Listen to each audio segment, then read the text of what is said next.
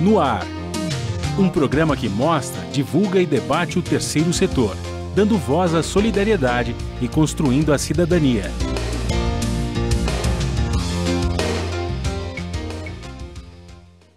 Olá, bom dia. Eu sou Joel Scali e começa agora o Observatório na Brasil Atual, um programa do Observatório do Terceiro Setor. No programa de hoje vamos falar sobre o negacionismo e o cenário da saúde no Brasil. Em 6 meses de campanha oficial, cerca de 20% da população com mais de 18 anos está completamente vacinada, com as 2 doses ou dose única contra a Covid-19. A lentidão nesse processo serve de combustível para o negacionismo na sociedade. Para refletir sobre o assunto, nós vamos conversar com Soraya Ismaili, professora da Escola Paulista de Medicina, da Unifesp, ela é coordenadora do Centro de Saúde Global da Universidade e do Sou Ciência, e foi reitora da Universidade Federal do Estado de São Paulo. Daniel Bargieri, que é docente do Instituto de Ciências Biomédicas da USP, coordenador do Núcleo de Pesquisas em Vacinas da USP e do Laboratório de Genética Molecular de Parasitas do IBC, também da Universidade de São Paulo.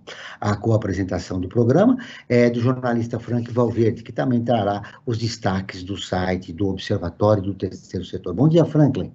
Bom dia, Joel. Também quero dar bom dia a Soraya, ao Daniel, nossos convidados, e a você que está em sintonia com o Observatório na Brasil Atual. Franklin, nesta quinta-feira eu quero insistir com um assunto que eu conversei com você na terça passada, no nosso programa anterior. Na era digital, grupos de extrema-direita estão pedindo voto impresso. Bota retrocesso. Sim, vivendo na contramão da história, né? Parece que nós engatamos a ré e estamos indo para o passado, né? E um passado tenebroso, né, Joel? Porque, na verdade, eles pedem o voto impresso, mas, na verdade, a volta do voto impresso significa a volta da possibilidade de falcatrua nas eleições, né? A gente que cobriu a eleição impressa, eu cobri a eleição impressa, com voto impresso, né? Eu não sou dessa época, Franklin. Não, né?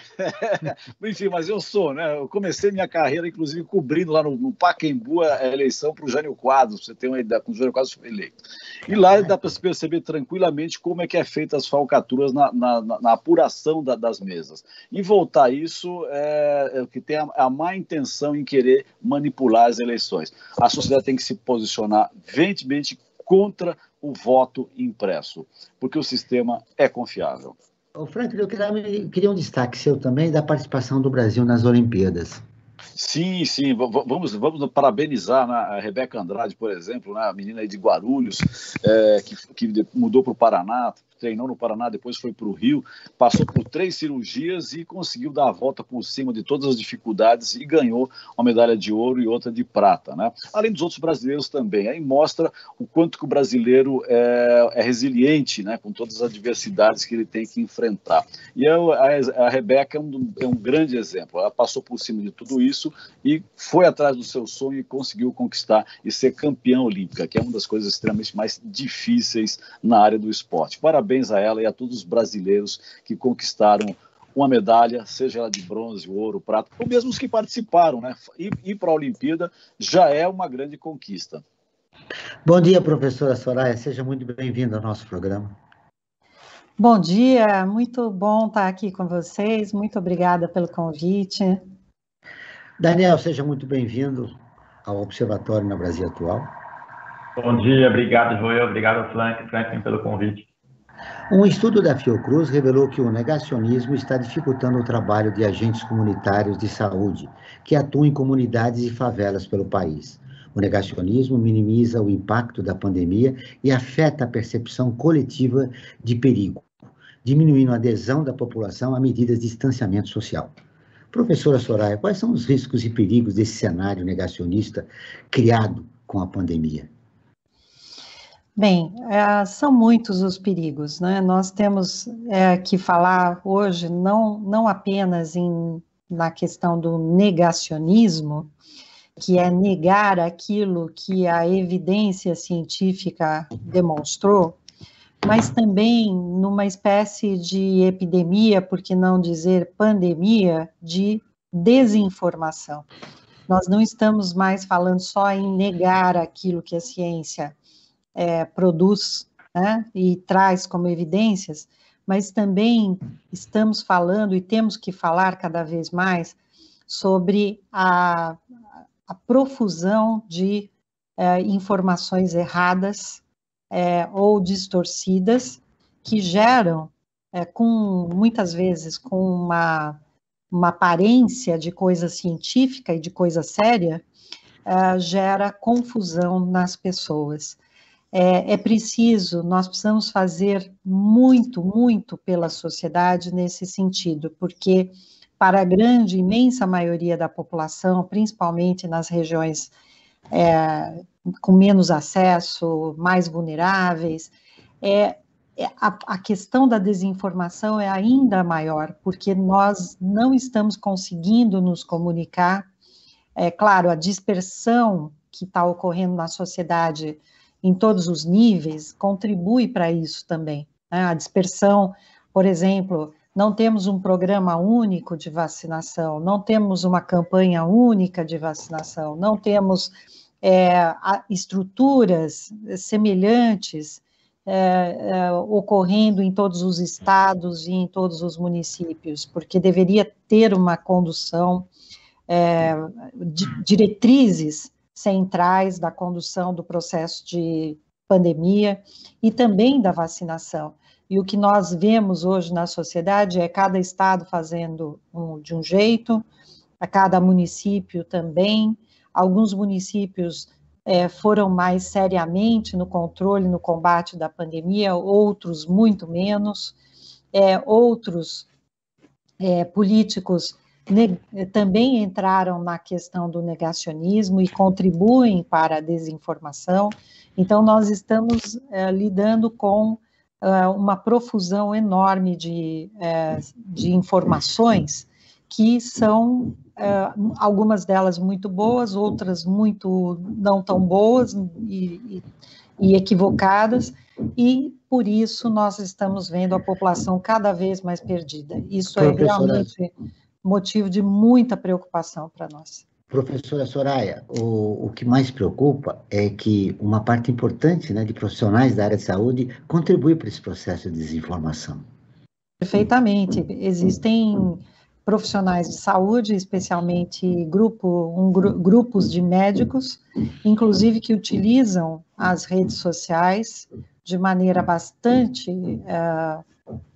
eficiente para difundir equivocadamente que a vacina não funciona, ou que que não precisa usar máscara, ou que que a variante Delta não vai causar nenhum problema.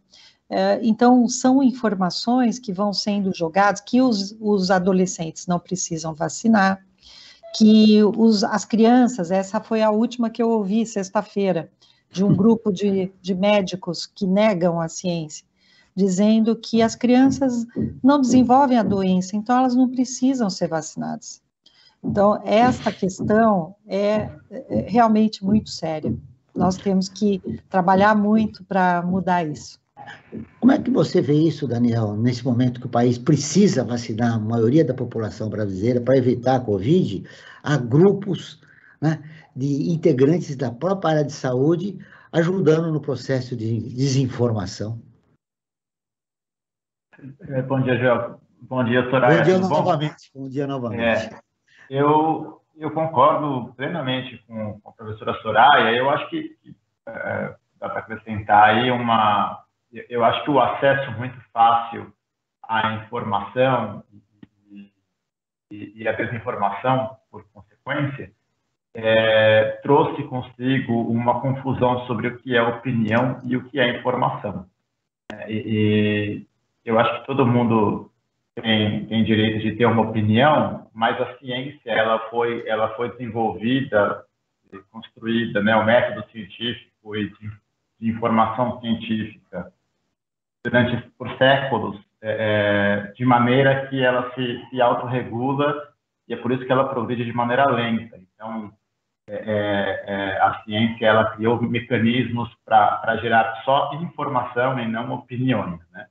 E deixar a opinião num outro campo que também é legítimo, que todo mundo pode ter opinião. Mas essa desinformação, ou essas opiniões que as pessoas têm direito de ter, elas estão, de fato, atrapalhando o progresso ou o andar dos programas de vacinação, sejam eles fragmentados ou não, exatamente pelo que a Soraya trouxe, você acaba de falar, quer dizer, alguns médicos, alguns profissionais de saúde advogando contra algumas diretrizes que a ciência já informou serem as mais adequadas, por uma questão de opinião deles, que eles podem ter, está atrapalhando a vacinação em massa, e é de fato que vai nos proteger, isso já está muito claro já há algum tempo. Aonde está a origem desse negacionismo? A motivação é econômica, ideológica? Essa é uma ótima pergunta. Eu acho que tem, de fato, um componente ideológico por trás, né? Isso eu acho que me parece evidente. Mas eu trago o componente opinião, porque, de certo modo, esse negacionismo, ele infelizmente, na minha opinião também, e aí é uma opinião, tem um ingrediente legítimo por trás, que é a opinião científica. Alguns desses negacionismos, ou um dos componentes, é uma opinião acerca de uma área acadêmica. Por exemplo, na vacinação, tem aí opiniões que podem ser debatidas, mas o fórum adequado para esse debate são congressos, são simpósios, enquanto que a informação que a gente deve levar em conta e transparecer para a sociedade é o que já foi publicado, ou seja, revisado por pares e mais constatado cientificamente. Exatamente. Não existe, eu não vejo na ciência consenso, né? A ciência não é feita de consenso. Nós não temos consenso científico sobre quase nada. Mesmo existem até cientistas que questionam a teoria da evolução, quer dizer, até isso pode ser questionado. Então, não existem consensos. Só que esses debates eles têm que ser feitos no fórum adequado. Não adianta trazer um debate extremamente científico, acadêmico e controverso para a sociedade que não vai saber tratar. Ou seja, fazer um debate público responsável, né? Levando para a população que não tem as informações básicas, levar essas informações. Agora, eu gostaria, rapidamente, de ouvir a professora Soraya sobre a origem desse negacionismo. Essa é uma questão muito difícil, né? Uma origem muito obscura, infelizmente, né? Por isso que é tão difícil de tratar, porque talvez tenha muitos fundamentos que não estejam claros para nós na sociedade.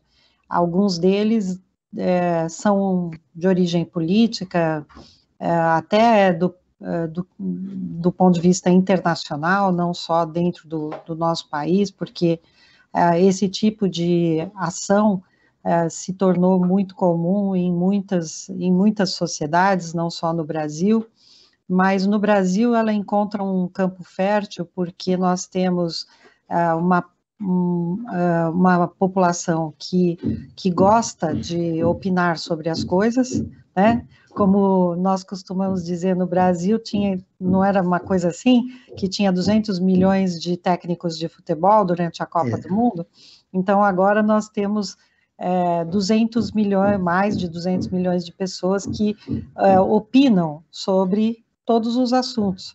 Inclusive a ciência. Inclusive sobre a ciência. Isso é bom? É bom, não tenho a menor dúvida. Só que é importante ter também um acesso e levar a informação de qualidade de tal forma que o debate seja de alto nível e não ou que as informações, as opiniões sejam dadas de acordo com evidências.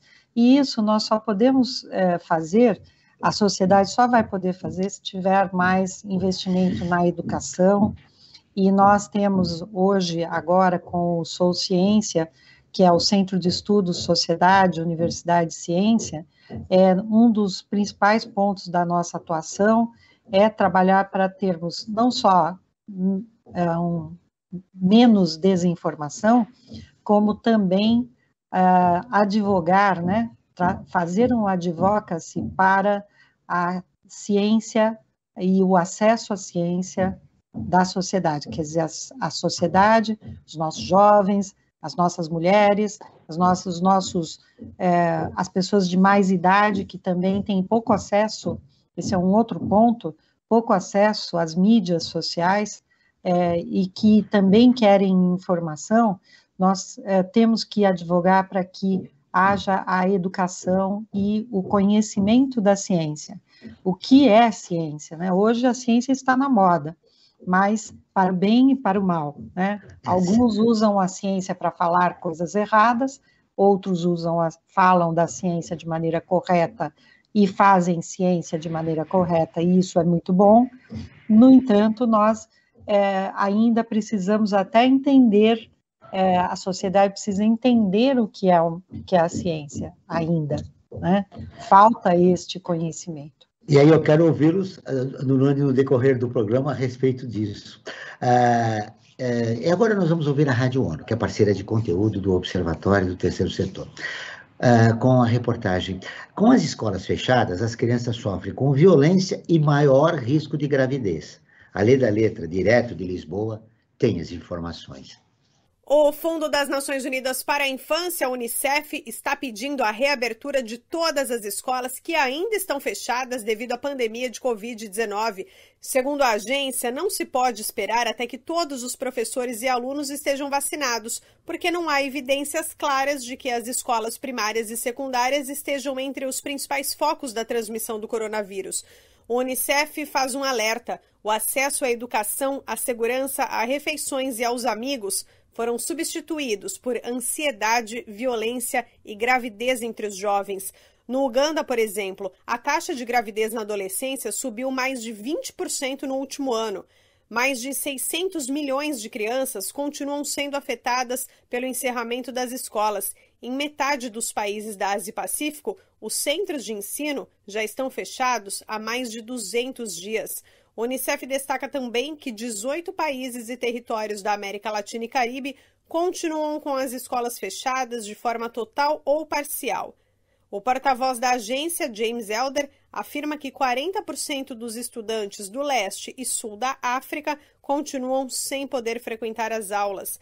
Elder explica que o ensino virtual está fora do alcance de 1/3 das crianças do mundo em idade escolar. Em algumas nações africanas, por exemplo, a escola virtual não é possível porque menos de 0,5% das famílias têm internet em casa. Além de defender a reabertura das escolas, o Unicef está pedindo aos governos para protegerem o orçamento do setor da educação, garantirem que mais crianças estejam matriculadas, aumentarem o financiamento às famílias mais vulneráveis e para ampliarem o acesso à vacinação contra a Covid-19. Da ONU News em Lisboa, Lê da Letra.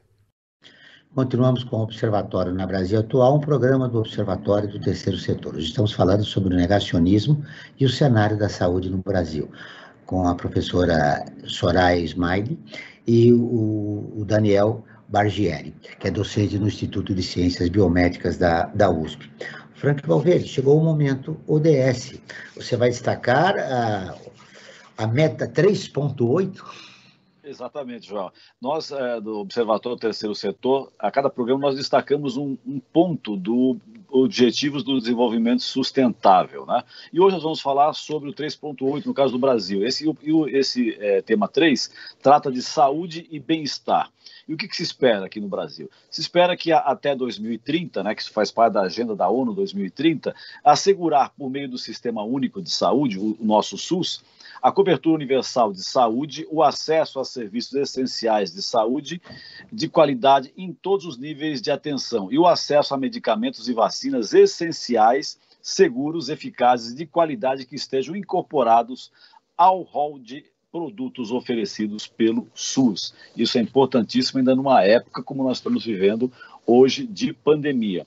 E, Joel, eu queria aproveitar também, já que a gente falou em SUS, né, falar também da nossa enquete, né, que a nossa enquete, cada programa que nós apresentamos aqui na Brasil Atual, nós realizamos uma enquete de acordo com o tema do programa. E para o programa de hoje, nós fizemos a seguinte enquete: você conhece alguém que acredita no movimento anti-vacina? E olha só o resultado, 72% das pessoas diz que conhece alguém que acredita no movimento anti-vacina, ou seja, um percentual extremamente alto. Ou seja, quando diz que 72% conhece alguém, é porque tem muita gente que acredita, né, essas campanhas aí esdrúxulas contra a vacina. E eu queria aproveitar, João, e fazer uma questão aqui, tanto para a Soraya como para o Daniel responderem a respeito disso. Nós temos o SUS, né? O SUS que já foi considerado internacionalmente um dos melhores sistemas de saúde, ou pelo menos um dos sistemas de saúde mais bem estruturados, né? E a gente percebe que atualmente, né, com a administração atual do Brasil, o SUS não recebe atenção devida, né? E nós temos aí esse negacionismo, né, contra as vacinas. Eu sei que para o convencimento, né, a questão da educação, como a professora Soraya colocou, demanda prazo, demanda tempo, né, para você fazer com que as pessoas, que a população seja educada. E eu pergunto, a curto prazo, o que nós podemos fazer, que medidas podem ser tomadas para combater o negacionismo, principalmente nessa questão das vacinas e valorizar o SUS? Soraya. Bem, no curto prazo, nós temos que e podemos fazer muito. Eu acredito que campanhas mais unificadas sejam a solução imediata, né? Seria e deveria ser dos gestores, tanto federais quanto municipais e estaduais, a realização de amplas campanhas, não só de campanhas junto à mídia e campanhas com materiais de campanhas importantes e bem feitos, mas campanhas que colocassem os agentes comunitários, os movimentos, as entidades, as instituições da sociedade, trabalhando de maneira alinhada em torno das informações de qualidade, em torno das informações corretas, além dos agentes de saúde, que nós temos em muitos municípios agentes de saúde, e é preciso unificar esta ação. Como eu disse no início, nós estamos muito dispersos, inclusive nisso, porque não tem uma campanha nacional bem feita e articulada de maneira política com os secretários municipais e estaduais. Eu acredito que agora está havendo até um esforço do atual ministro da Saúde, no entanto, ainda muito além, muito pouco, atinge muito pouco, porque quando o principal propagandista a pessoa central da propaganda faz a propaganda do não uso da máscara e da não vacinação, quer dizer, o presidente da República coloca que vacinação e máscara são desnecessários, todos os outros movimentos, né, são movimentos muito difíceis, né, mesmo que tenhamos técnicos, agentes de saúde muito sérios, gente de muita qualidade no nosso Sistema Único de Saúde, que foi montado e que vem sendo sustentado por todos nós. Nós queremos continuar dando suporte, né, ao Sistema Único de Saúde, e que existe há décadas, apesar de termos hoje um desmonte muito grande do sistema, mas a questão central é essa contra-informação feita pelos principais atores desse sistema, né? Mas, mesmo assim, temos que combater, nós temos que entidades e instituições da sociedade civil podem sim fazer campanhas unificadas e com aqueles governantes e políticos que queiram, de fato, realizar uma campanha efetiva e que combata a desinformação. Daniel, a curto prazo, o que pode ser feito? O curto prazo é sempre difícil, né? Mas eu acho que, primeiro, infelizmente, eu acho que desinformação só se combate com informação. Isso passa por educação. Então, isso é o longo prazo, eu vou deixar de lado, né? Que não é a pergunta. Agora, no curto prazo, com relação ao SUS... Mas se você quiser destacar, por favor, pode registrar. Não, mas eu acho que é evidente, né? Mas ninguém discorda disso, né? Que a desinformação a gente combate com informação, boa informação, né? Com a informação embasada e correta. Mas no curto prazo, eu acho que com relação ao SUS, às vezes eu acho que falta um pouco uma informação que tem pouco a ver com a atividade técnica do SUS ou com a estrutura, mas muito mais com a ideia do SUS, né? O que tem por trás do SUS como ideia, que é uma ideia humanista, que é uma coisa de humanidade, né? Então, eu acho que esse tipo de propaganda do SUS às vezes fica um pouco de lado, né? Mostrar como a ideia do SUS é o que nos torna mais humanos também. E com relação a como combater a desinformação ou esses movimentos negacionistas dispersos, mesmo com a capilaridade do SUS, eu acho que a Soraya toca um ponto muito importante, que é a proximidade dos técnicos com a população. Então, eu acho que, no curto prazo, talvez, o maior investimento nos médicos de família, que são aquelas equipes que cuidam de regiões, de bairros, enfim, e que são os pontos de confiança das famílias, a quem recorrer. Um papel que os médicos cubanos ultimamente tinham feito, né, que foi desativado pelo próprio governo federal. Isso. Mas esse programa, ele existe, ele foi potencializado e melhorado com mais médicos, né? Mas ele existe de qualquer maneira no SUS. E você tem em regiões e bairros equipes médicos de família, que é a equipe inteira, né? Médicos, enfermeiros, que são conhecidos pela população e que, portanto, são pessoas em quem eles confiam, que a população confia. E eu acho que esses laços de confiança talvez possam nos ajudar, no curto prazo, a combater essa desinformação que vem lá de fora, né? Vem das redes sociais, vem de um lugar mais distante, não de pessoas necessariamente com quem a população tem laços mais afetivos. Eu vejo que no curto prazo talvez isso possa ajudar, mas é uma guerra complicadíssima de disputar, né? Muito bem. Você e a professora Soraya estão destacando a desinformação como um fator importante, um vetor importante para combater, né, esse negacionismo que nós vivemos no país. Mas eu gostaria de repercutir com você, professora, além da atuação dos movimentos anti-vacina, comandados pelo presidente da República, existem aqueles que aceitam a vacina, mas vai tomar vacina não a chinesa, mas a norte-americana. São os chamados sommeliers, né? Foram destacados como sommeliers. Como é que você vê a reação desses grupos que aceitam a vacina, mas querem escolher, porque podem... a vacina X tem uma reação melhor que a outra, ou se eu tomar a vacina da Pfizer, eu posso viajar mais rapidamente para fora do país, enfim. Esse comportamento dessas pessoas que estão escolhendo vacina num momento tão grave, né, como esse de pandemia. Veja bem, isso também é parte da desinformação, né?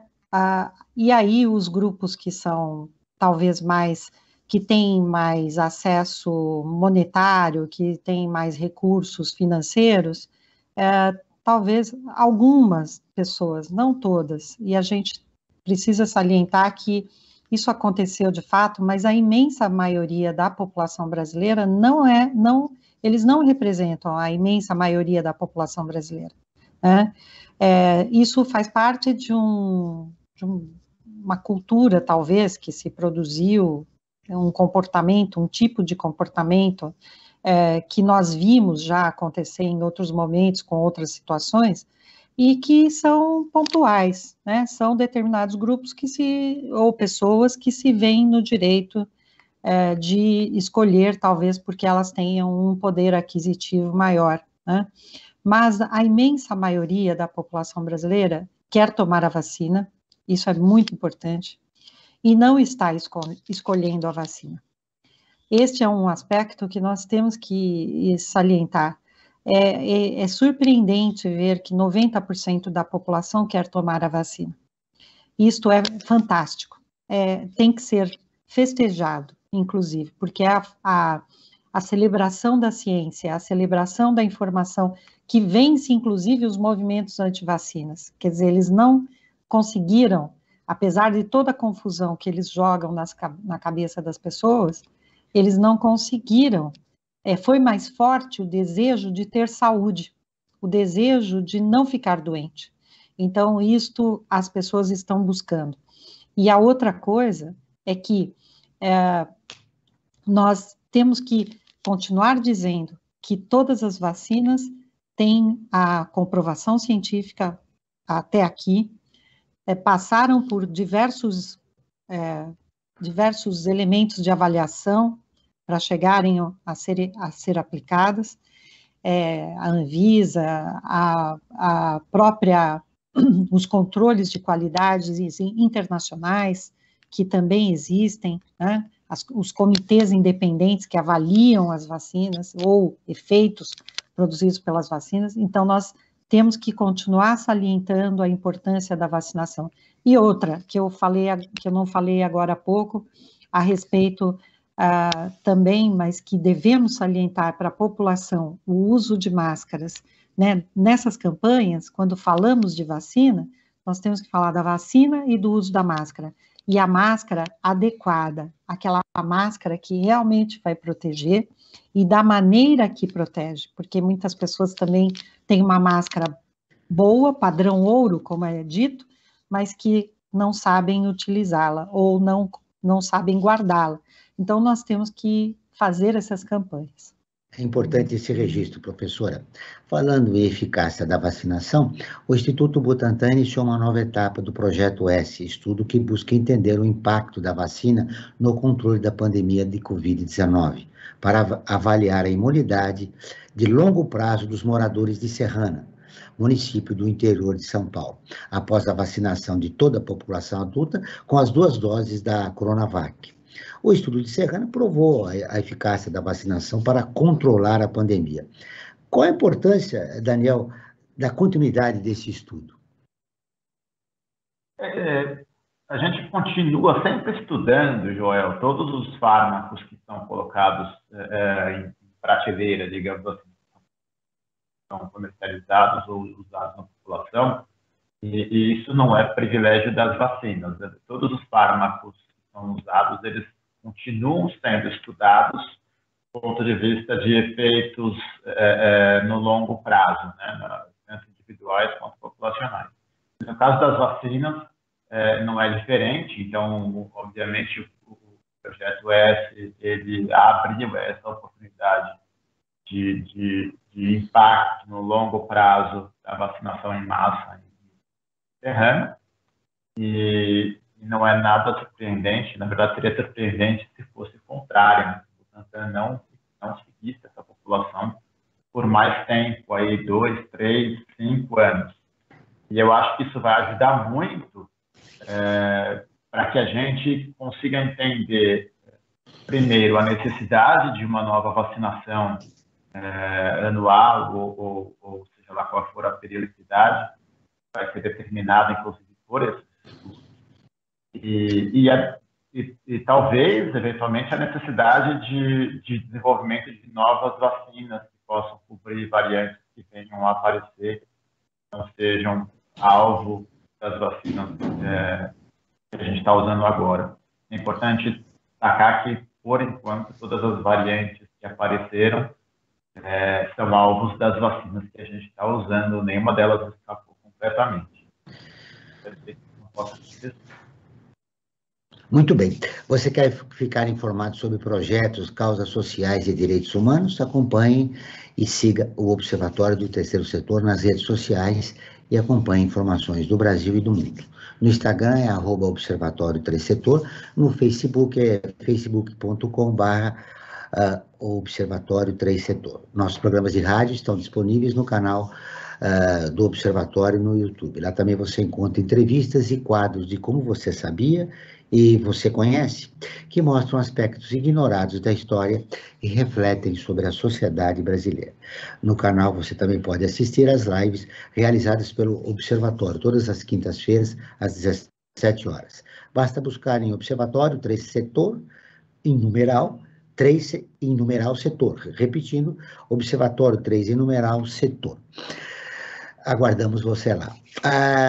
O ministro da Saúde, Marcelo Queiroga, informou na última semana que a pasta encomendou um estudo para avaliar a necessidade de uma terceira dose em pessoas que receberam a vacina Coronavac. A pesquisa deve ser feita pela Universidade de Oxford, na Inglaterra, e envolverá testes com uma nova dose da Coronavac e das outras 3 vacinas aprovadas no país: AstraZeneca, Janssen e Pfizer. Professora Soraya, qual é o sentido dessa iniciativa? Continua o preconceito em relação à Coronavac, num momento como esse, questões políticas, ideológicas, ainda tentando influenciar a vacinação no país? Não, eu acredito que não. Nesse caso, eu acho que é um estudo, é válido, como estudo, inclusive, porque existe a pergunta se seria o caso, seria necessário ter uma terceira dose, e também por conta da tecnologia utilizada por uma das vacinas e as demais, que são tecnologias um pouco diferentes. E esse debate sobre a terceira dose está ocorrendo. Alguns países estão administrando a terceira dose, né? Nós soubemos agora que já existem programas de imunização com a terceira dose, com a dose de reforço. No Brasil, não é o caso ainda de falarmos, vamos então fazer campanha de terceira dose. Não.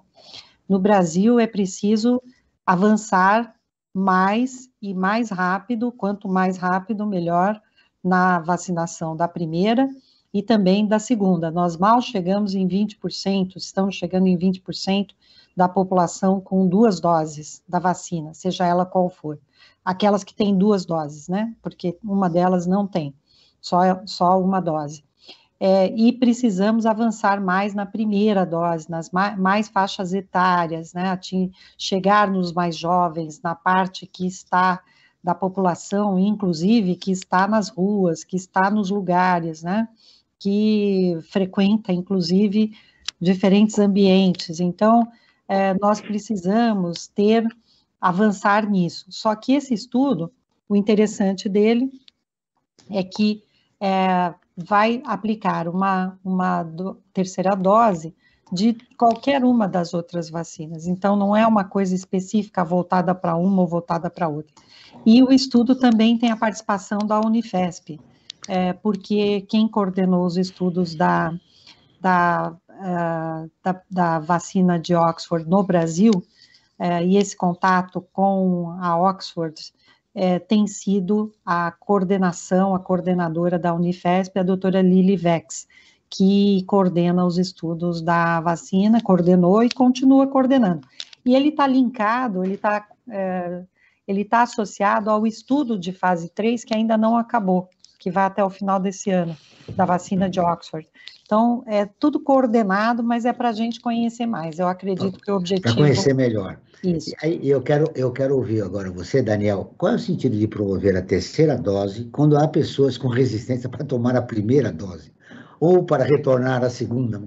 Aí é um estudo que tem que ser bem explicado, e vocês destacaram que o processo de informação no país é grande. Como explicar isso para a população? De fato, pode parecer um contrassenso, né? A gente não consegue nem dar a primeira dose em algumas pessoas, mas eu lembro que a Soraya levantou aí um dado importante, né? Nós temos 90% da população querendo ser vacinada aqui, é muito mais do que a média mundial. Em alguns países com mais educação formal que a gente, por exemplo, na França, os números são muito piores. Então, eu acho que vale a pena, sim, essa terceira dose, e ela é uma discussão que eu volto a dizer, é uma discussão quase que acadêmica, né? Um debate acadêmico, e todas as opiniões são discutíveis e debatíveis. E eu concordo com a Soraya que eu acho mais importante ampliar o número de pessoas com a vacinação completa antes de partir para uma terceira dose. Mas existem vacinologistas importantes que têm a opinião de que seria mais importante dar uma terceira dose para os grupos prioritários, né, para proteger mais as pessoas mais vulneráveis. Sobre a terceira dose, é importante lembrar que isso não é também uma inovação, não é nada absurdo. Boa parte das vacinas que a gente toma normalmente já há décadas, sem olhar marca, sem olhar fabricante, sem se preocupar com nada disso, elas são administradas em 3 doses. Sobretudo as vacinas de vírus inativado, que é o caso da Coronavac, que a gente toma em mais de 3 doses.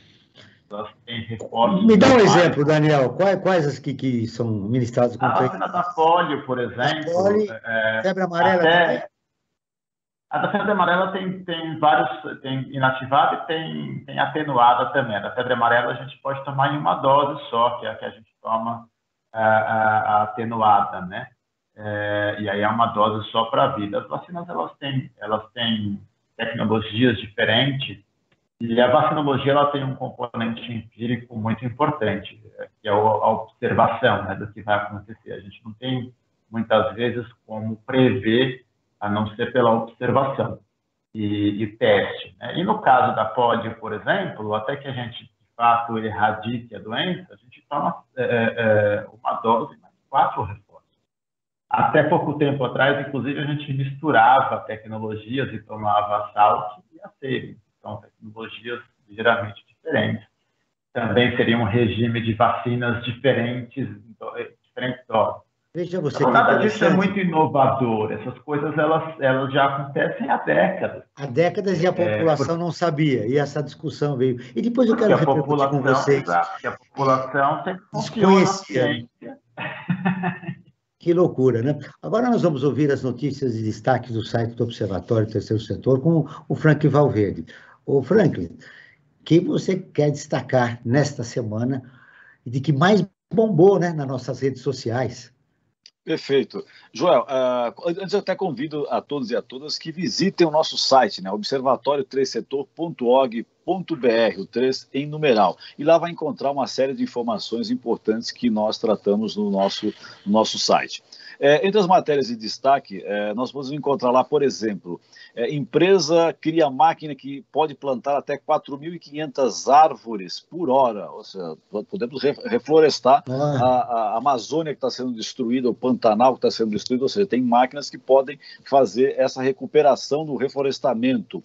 Outra matéria importante, essa muito triste, é que o Brasil caminha para 14 milhões de famílias na pobreza extrema e a fome voltando à mesa, né? É muito triste, mas é uma realidade que se impõe agora, principalmente com o problema da pandemia, né? E às vezes a falta de recursos por parte do governo federal que não atende essas famílias. A fome está voltando à mesa do brasileiro.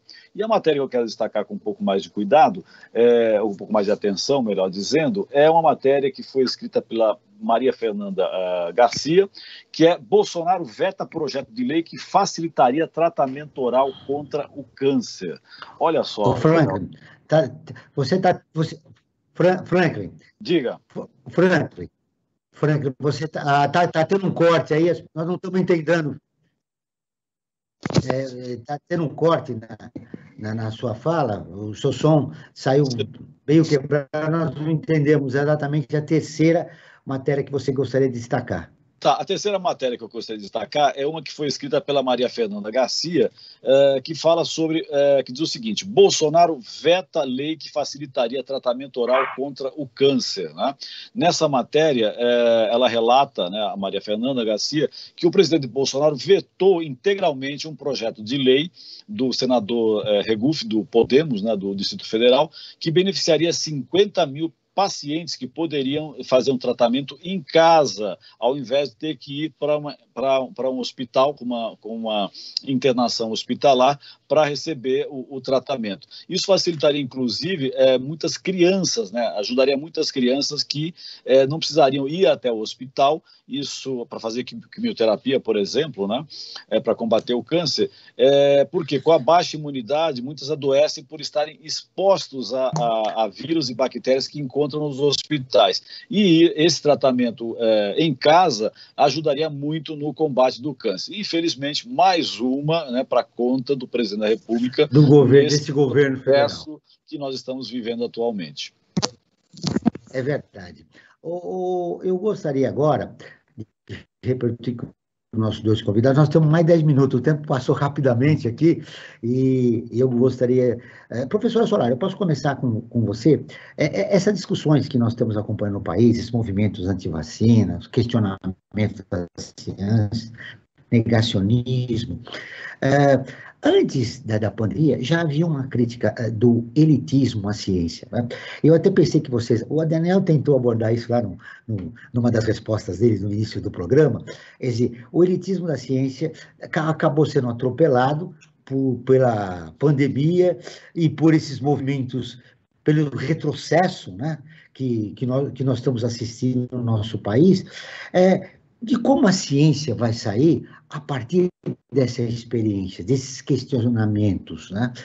Como os profissionais vão continuar o seu trabalho a partir dessa experiência vivida com os questionamentos de coisas óbvias, como, por exemplo, a vacina, que o Daniel estava falando. Olha, nós somos vacinados desde sempre, tem 3 doses de determinadas vacinas, e sequer a população sabia. Hoje, o senso comum embarca numa discussão, a meu ver, anacrônica. Mas como a ciência pode reagir e se construir, por exemplo, na pós-pandemia, numa relação mais estreita, né, com a população a respeito da sua importância?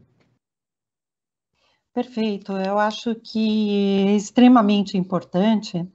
E vamos sair diferentes, não tem a menor dúvida, em todos os campos da nossa atividade humana, na educação, na saúde, na produção, para o trabalhador de maneira geral, para o gestor, para o governante.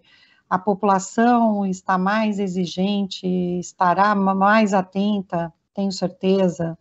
Apesar de toda a desinformação, vejam como rapidamente as pessoas se inteiraram de tudo que está acontecendo no país, né? Então, elas também estão mais atentas, mas é preciso continuar, não é possível, nós não poderemos voltar ao que éramos antes, não há mais como retomarmos a mesma lógica. Então, da parte da universidade, que é quem é a maior produtora de ciência no país, são as universidades, em especial as universidades públicas, que fazem mais de 80% da ciência brasileira, elas hoje sabem que têm que se comunicar com a sociedade. Então, nós estamos mais preocupados com isso, mas não só a comunicação. Nós estamos mais voltados em fazermos pesquisas voltadas para a sociedade. Então, por meio dos nossos projetos de pesquisa e projetos sociais, os projetos de extensão, nós também fazemos ciência e estamos levando isso para a população. Então, é informação, é melhoria na qualidade de vida, saúde e bem-estar, ODS número 3, mas também os outros ODSs que são tão importantes, as universidades estão muito voltadas para a Agenda 2030, né? Isso é muito importante. Se não estão voltadas, estão se voltando fortemente para isso. Então, e é preciso comunicar o que nós fazemos, comunicar de maneira acessível, fácil. Para isso foi criado o Sou Ciência. Sou Ciência é o centro de estudos, Universidade, Sociedade e Ciência, Sociedade, Universidade e Ciência, e que coloca no nosso foco a sociedade, quer dizer, o que nós produzimos para a sociedade, nós, pesquisadores, cientistas, estamos indo para a sociedade para falar e para entender também os estudos que nós vamos fazer, é para entender o que a sociedade está fazendo e está precisando que nós tenhamos, para que nós tenhamos uma abordagem não só das universidades, mas das políticas públicas que nós podemos formular juntos. Então, eu queria aproveitar e deixar o nosso site, que é www.sousciencia.unifesp.br, e as pessoas podem acessar nas mídias sociais também, e nós estamos reunindo não só pesquisadores da Unifesp, mas de todo o Brasil. A iniciativa da ciência é fundamental, professora, para que o país viva um novo momento na sua história. Olha, vocês falaram tanto na Guerra das Desinformações, eu vou destacar uma reportagem da BBC News Brasil. Ela revelou que uma agência de marketing ofereceu pagamento para que influenciadores de redes sociais do mundo espalhassem desinformação sobre vacinas contra a Covid-19. Dentre eles, um youtuber brasileiro que publicou um vídeo em seu Instagram levando dúvidas sobre a segurança da vacina da Pfizer. Franklin Valverde, os seus destaques, você tem que falar da campanha, você tem que ter um monte de informações aí, nós estamos no final do programa, você reduz para mim tudo isso, por favor. Vamos lá, sinteticamente, trabalho de jornalista, vamos lá. Eu quero destacar o Observatório em Movimento, que é uma campanha que nós temos, ouvindo especialistas das mais variadas áreas do conhecimento, para dar dicas importantes de como viver nesse momento de pandemia e depois do pós-pandemia também, porque o mundo será totalmente diferente. E a outra campanha que eu quero destacar nossa é a nova ferramenta que nós temos, Apoie o Terceiro Setor, uma plataforma online de financiamento coletivo para organizações da sociedade civil com projetos em diversas áreas. Para acessar, para saber mais, convido a todos e a todas a visitar apoie3setor.com.br, o 3 em numeral. E, Joel, também aproveito para convidar todos e todas a visitar o nosso Facebook, Instagram, assim como também o YouTube. Para finalizar, seu destaque final. Meu destaque final é o seguinte: alimente-se de informações, de fontes de informações fidedignas. Esqueça os grupos de WhatsApp que só servem para disseminar fake news. Muito bem, Daniel, para fechar nossa entrevista com você, te agradecendo a entrevista, né, o tempo que você teve conosco aqui no nosso programa, do que mais importante você gostaria de deixar registrado no final da entrevista, que é fundamental que os nossos ouvintes ouçam? Eu acho que o Franklin diz tudo sobre buscar fontes de informação mais confiáveis, e essas fontes estão aparecendo aí, como, por exemplo, Sou Ciência, hoje Questão de Ciência e várias outras iniciativas que estão aparecendo, para que a gente possa informar, né, Soraya, conversar mais de perto com a sociedade e oferecer essa fonte confiável de informação. E eu acho que é um aprendizado que fica aí dos últimos 5 anos. Eu acho que o universo está tentando nos ensinar. Eu vou deixar aqui uma declaração talvez um pouco controversa, mas o caso da fosfoetanolamina e agora o caso da pandemia nos ensinaram que a ciência não é legislável, a ciência não é uma questão de opinião da maioria. A ciência, ela funciona com base em dados e informação. Então, a gente tem que buscar a informação da ciência e não o que os legisladores acham que é melhor fazer, porque ciência é ciência, não é maioria. Professora Soraya, Nós que agradecemos a sua presença, Daniel. Professora Soraya, rapidamente, o seu registro final. Do que mais a senhora tem medo desse momento de retrocesso que o país vive? Do desmonte das nossas instituições, né? Nós estamos vendo uma ação contínua e bastante drástica, em alguns casos, sobre as nossas instituições mais importantes que nós custamos anos para construir, né? Como o SUS, como os nossos hospitais universitários, como as nossas universidades, institutos de pesquisa, as agências de financiamento. Veja o que aconteceu com o CNPq, que está acontecendo agora mesmo, né? A ciência está em choque com o que aconteceu. O Conselho Nacional de Pesquisas de um país sai fora do ar e deixa todos nós sem saber o que vai acontecer, né?